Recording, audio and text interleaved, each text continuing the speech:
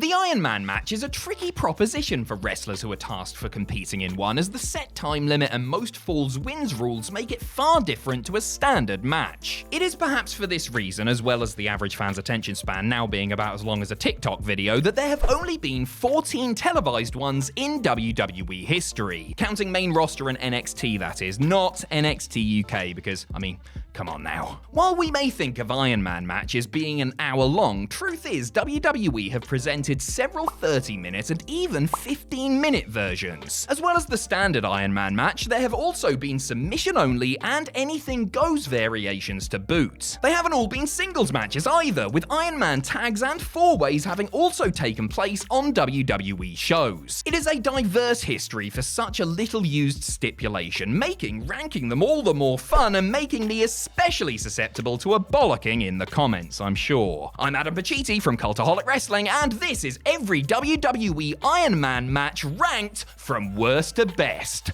Join us.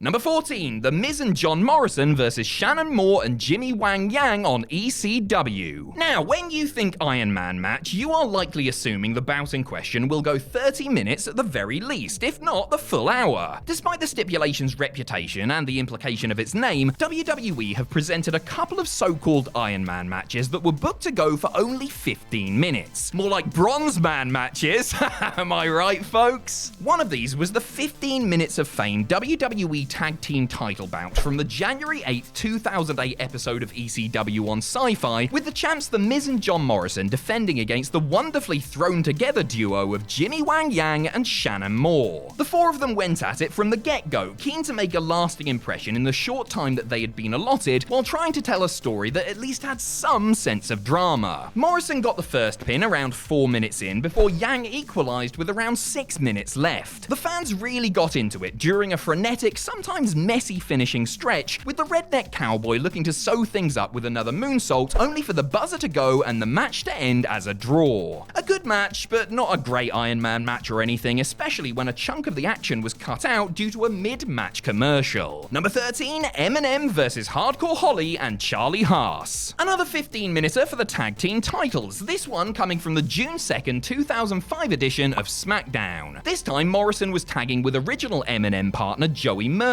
the champs having only been on the scene for a couple of months at this point. Despite being new to the blue brand, Eminem had quickly established themselves as a well-polished act, and though their opponents Hardcore Holly and Charlie Haas weren't necessarily the strongest challengers, they also knew their way around the ring and had good chemistry as teammates and gelled well with the new guys. The work was about as solid as the abs on display, with the veteran Holly holding the whole thing together as his team fell behind 2-0, with one of the falls strangely happening during a commercial break. Haas pulled one back ahead of making a red-hot tag to Bobcore, who cleaned house and looked to make the score even, potentially necessitating overtime before that dastardly Melina stepped in and stopped it as the clock ran out. Again, the action was fine and it was a decent match, but the short duration prohibits it from being a notable Iron Man match. Number 12, Seth Rollins versus Dolph Ziggler at Extreme Rules 2018. Is there anything more extreme than an Iron Man match? Well, yeah, of course there is, but let's not get bogged down in semantics while discussing Seth Rollins and Dolph Ziggler's effort in the main event of Extreme Rules 2018. The Show-Off and the Architect are both very accomplished pro wrestlers who know how to put a match together, so the prospect of watching the two of them go at it for half an hour in a pay-per-view main event and with the IC title on the line no less was a promising one. Regrettably, though they worked hard, the whole thing actually came off as a big disappointment. It wasn't outright terrible or anything, but it wasn't exactly good either. Seth and Dolph may be workhorses, but workhorses don't always have chemistry together, and this was the case here. The crowd agreed and got disinterested, the constant falls likely done to sell the fact that it was an Iron Man match, breaking up the momentum, and the interference of Drew McIntyre not exactly enhancing things. It finished 4-4, Ziggler having come back from 3-0 down to gain an advantage before Rollins evened things up with just a few minutes remaining. Going into sudden death overtime, it felt like Seth would pull it out the bag, only to instantly succumb to a zigzag after being distracted by Drew. Number 11, Charlotte Flair versus Sasha Banks at ROADBLOCK End of the Line. My, how times have changed. From being the rushed up afterthought and booked specifically as a cooldown to being a featured part of the show to being given more time than any other match on the card, it was heartening to see where women's wrestling in WWE had come to. Sasha Banks and Charlotte Flair had the first main roster women's Iron Man match at 2016's middling ROADBLOCK End of the Line, a year after the Boss had participated in the first women's Iron Man match against Bayley in NXT. More on that one in a little while. This one wasn't as good as the previous effort, unfortunately, though it was by no means bad. Banks and Flair have natural chemistry, and the work was generally pretty good, but the pace was perhaps a bit too slow to start with, and as a consequence, the crowd failed to react to much of what they were seeing. It really picked up in the last 10 minutes, which were great, the 2-2 scoreline forcing sudden death overtime. The Queen's win, meaning that she regained the women's title again, is also another reason why this one is perhaps not so fondly remembered, as some fans felt that Sasha's reign ended prematurely and in a weak way. That aside, it's not a match to be sniffed at by any means, and stands as quite the accomplishment from two trailblazers. Number 10, Adam Cole versus Finn Balor versus Tommaso Ciampa versus Johnny Gargano on NXT. A multi-man, 1-hour Iron Man match is an interesting concept on paper, and if you were going to get 4 wrestlers to do it, especially from NXT, you could do a lot worse than Adam Cole, Tommaso Ciampa, Johnny Gargano, and Finn Balor. With the vacant NXT title on the line, the foursome battled it out for 60 minutes in circumstances that were still relatively unique as the pandemic raged on. There was plenty of endeavour here, and it was never what you would call boring, with plenty of inventive spots and sequences, but the big moves and kickouts and overbooking were also overkill at times, and considering the end result, it felt a little pointless overall. The minute the match was announced, you sensed a screwy finish was on the horizon, so it wasn't too much of a surprise to see the match improbably end as a draw with a final tally of 2-2-1-1. You felt a bit cheated as a viewer after investing yourself into the match for an hour, especially when William Regal announced a one-fall Cole Balor title match for the following week. A unique prospect though it was, perhaps it would have been just as good, if not better, with 30 minutes shaved off and a definitive winner. Number 9, the Hardy Boys versus The Bar at Great Balls of Fire. If there's one thing worth checking out from that rotten Great Balls of Fire pay-per-view, and really there's not, then it's probably the 30-minute Iron Man match between the Hardys and The Bar. Matt and Jeff had not long since returned to the fray and found natural adversaries in the form of Sheamus and Cesaro. Though the Hardys were older and more beat up than they were during their previous runs, they proved that they still had plenty in the tank on the night. The tone was set early, with the Celtic Warrior scoring the first fall just 15 seconds in with a bro kick in a novel start. The Bar pulled to a 3-1 lead about halfway through, but the Hardys rallied and managed to tie things up to 3-3 before the Swiss Superman stole the win with 30 seconds remaining, and the champs literally ran away as the clock wound down. Really, this one suffered from the same thing a lot of Iron matches do, in that the start and finish were hot, but that it lulled a little in the middle as the guys tried to conserve energy. You can't blame them for wanting to pace themselves and try and make the match a bit of a roller coaster ride, and there were some cool things in there, but there was a noticeable amount of dead time. Number 8, Chris Benoit versus Kurt Angle at Backlash 2001. An Iron Man match is hard to do anyway, but getting rid of pinfalls and making it submission only must certainly ramp up the difficulty when it comes to putting it together. Not that Kurt Angle and Chris Benoit were too concerned when they met in an ultimate submission contest at Backlash 2001. The two had enviable chemistry with one another, and each man knew enough holds and counterholds to easily fill up the half-hour runtime. There was no title on the line or anything, but it was another chapter in their storied rivalry, and they had no problem bringing the intensity as they tried to make the other tap out. The work was as customarily excellent as you would expect, their dedication to realism helping the match seem a lot more like an actual sporting contest. The Olympic hero got the first fall with a leg lock, the crippler tapping out in order to prevent long-term damage from hampering him later in the match. He soon tied it up with a cross arm lock before Angle made it 2-1 with the ankle lock and then 3-1 with his own version of the crippler crossface. Benoit would go on to make it 3-3 with a single leg crab and then his own ankle lock, taking the match into sudden death overtime. He settled things with the crippler crossface, ending a grueling match unlike anything else in WWE at the time. Or since, to be honest. Number 7, Chris Benoit versus Triple H on Raw. 4 years after the Ultimate Submission match, Benoit was reigning as the World Heavyweight Champion and gearing up for one final showdown with nemesis Triple H. The Rabid Wolverine and the Cerebral Assassin had been striving for a classic for months and were booked to go for the hour in the main event of the July 26, 2004 episode of Raw. Again, the work was was tight, and they pieced together a hard-hitting match that ebbed and flowed nicely. But was it the classic they were aiming for? Not quite, but it was a damn fine effort, even if the frequent commercial breaks did disrupt the flow for the viewers somewhat. As they were tied at 3 falls apiece going into the last 10 minutes, things got a little bit kooky as first Ric Flair and Batista made their presence felt, followed by the arrival of Eugene. Out came the interference, ref bumps, Raw GM Eric Bischoff bringing out a second official, and some weapon shots, all of which the fans did get into despite these extras taking the emphasis away from the hard graft that the two wrestlers had just put in. The Crippler ended up winning thanks to Eugene going berserk, scoring the deciding pin with only seconds to spare. Number 6, Shawn Michaels vs Kurt Angle at Raw Homecoming. The first time meeting between Shawn Michaels and Kurt Angle at WrestleMania 21 was an all-timer that more than lived up to the copious amounts of hype. The rematch at Vengeance a few months later was also a certifiable banger, every bit as good as their Mania offering, even if it's not as widely talked about due to the quote-unquote smaller stage. Their third high-profile singles match, fought under Iron Man rules, was another corker, if not perhaps just a shade inferior to the first two, as if that's a criticism. The 30-minute bout, described as a rubber match since each man held a victory over the other, was part of the special Raw Homecoming episode which took place on October 3rd, 2005, and celebrated the flagship show's return to the USA Network after a 5-year absence. The action is obviously world-class, with the story of the match seeing the Olympic hero out-wrestle the Heartbreak Kid for the most part, as the resourceful veteran uses his instincts to keep in the hunt and level things up on 2 occasions. The finale was full of tension too, as Michaels withstood a long time in the ankle lock and hit sweet chin music, only for time to run out as the referee counted 1. After the match, Shawn asked for sudden death overtime, which Kurt rejected on the grounds that he's a big old meanie. Hell of a TV match and a great way to kick off a historic show.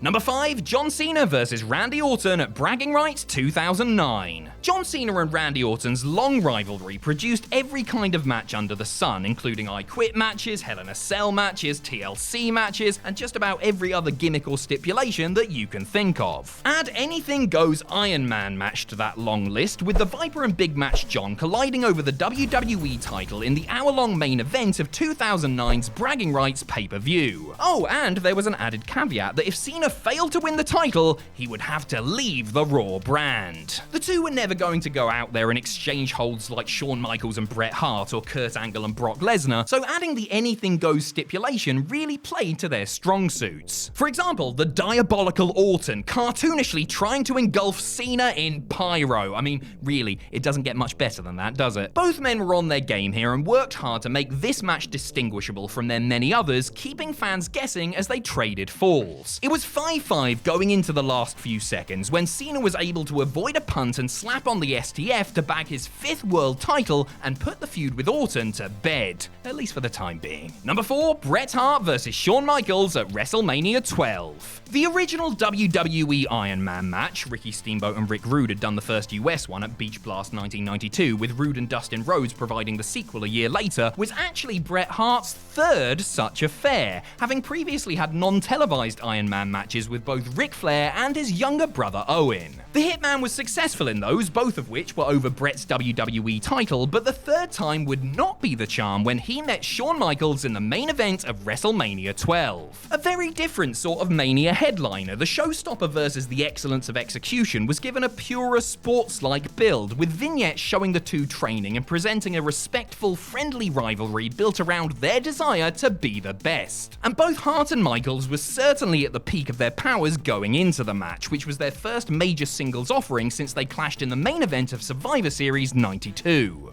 The match has polarized critics since and has a varying reputation these days depending on who you ask. To some, like Tyson Kidd, who cites it as his all-time favorite match, it's a textbook example of good old-fashioned wrestling by two all-time greats, gripping due to neither man scoring a fall in regulation time as their human game of chess ended in a stalemate. Whichever side of the fence you sit on, you have to give it up for both Hart and Michaels, who worked their socks off and did something few could do in a way say that even fewer could do it. HBK's sudden death victory is also a truly great moment that he earned every bit of. Number 3, Sasha Banks vs Bayley at NXT TakeOver Respect. The Women's Revolution was formed in NXT as a new generation of female talents worked tirelessly to improve the perception of women's wrestling in WWE. Two of those at the forefront of the movement were Sasha Banks and Bayley, who engaged in an epic rivalry over the NXT Women's title in 2015. Their barn burner at TakeOver Brooklyn was an instant classic, so the pressure was on to deliver at the next TakeOver event, Respect, a couple of months later. They needn't have worried, because this was every bit as good and was distinctly its own match rather than a mere retread, the two of them utilizing the Iron Man stipulation to great effect. It started off respectfully enough until Sasha's heelish side fully came out and she resorted to dirty tricks and outright violence to gain the upper hand. Eventually, the two ended up just beating the hell out of each other with some brutal moves and spots, along with some neat callbacks to their previous matches together. Tied at 2-2, it came down to who was going to be able to hold on the longest and who would be able to show that killer instinct. Somewhat surprisingly, it was the bubbly Bayley who demonstrated her mean streak by trapping Banks in an arm lock and stomping on the back of her head, causing the boss to give up with mere seconds remaining. It was a dramatic finale and a rewarding end to a very physical match. The post-match standing ovation and flowers they were both given afterward were well deserved. Number 2, The Rock vs Triple H at Judgment Day 2000. 4 years after Bret and Shawn's inaugural attempt, WWE revived the Iron Man concept for the final chapter of The Rock and Triple H's epic rivalry. The second televised Iron Man match in WWE history took place as the main event of Judgment Day 2000, with intrigue added courtesy of the then-retired Michaels being brought back to referee it. Now, I know what you're all thinking, and after some digging, I can confirm that yes, those shorts were in fact regulation size. This one had a little bit of everything, from good wrestling to brawling, tight psychology to Shawn Michaels in tiny regulation size shorts, to some sensational sports entertainment theatrics, particularly in the match's final act. The two were tied with 2 minutes to go when the McMahons and DX made their presence felt, leading to the grand return of The Undertaker as the American badass to clean house and inadvertently hand the game the win and the WWE title.